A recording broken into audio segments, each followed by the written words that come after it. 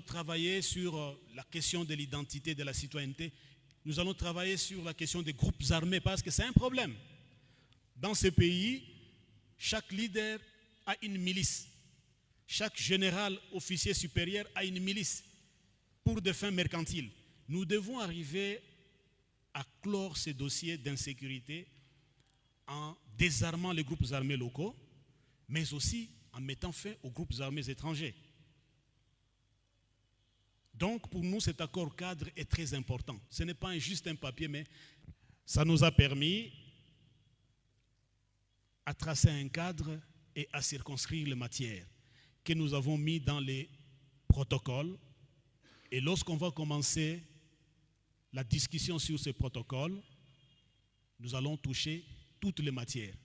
Et là, nos autorités locales, nos autorités provinciales, les départements, les couches sociales, l'AFEC, tout le monde sera associé pour apporter l'idée, pour vouloir construire un pays où la population, le peuple est mis à l'avant-plan.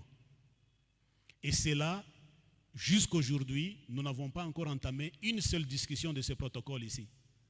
Dans l'AFC M23, où soit on ne sait pas faire une chose, on sait, ou on sait le faire, on dit ce qu'on a fait. On ne promet pas pour ne pas réaliser. Si nous faisons cette restitution, c'est pour vous montrer noir sur blanc ce que nous nous sommes dit. On n'a rien inventé ici. Il y a des gens qui ont fait des propagandes, des campagnes pour dire qu'à la signature de l'accord de Doha, l'AFCM 23 ne va plus exister sous ces formats-là. Excusez-moi. Ils ont fait des campagnes, ils ont promis à la population toutes choses invraisemblables. Mais nous sommes tués parce que nous savions ce que nous faisons. Aujourd'hui, à l'heure où je vous parle, il y a encore une information qui vient de me tomber ici. On nous attaque à Maimingi, Nyombe, à Tubimbi, dans le Mwenga, mais aussi des bombardements des avions et des bombardements de l'artillerie. Des Sukhoi et aussi des avions de guerre sont en train de bombarder.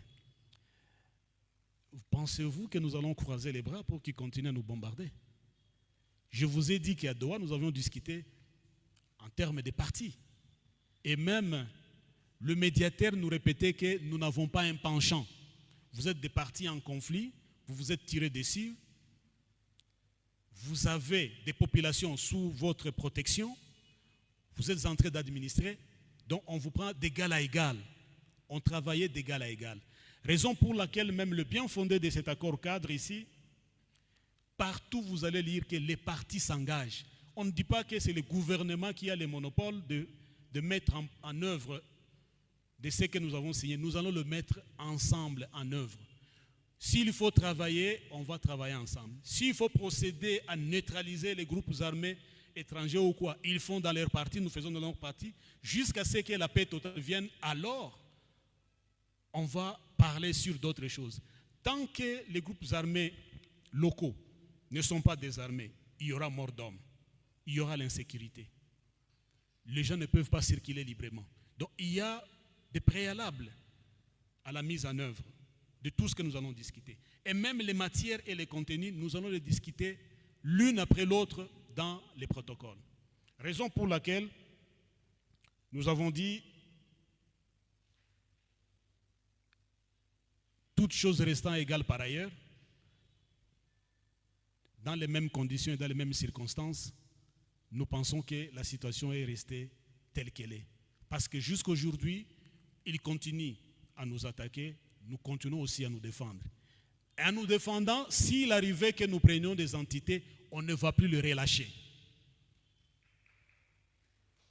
Partout où ils nous attaquent, si nous arrivons à les repousser, nous restons là pour protéger la population.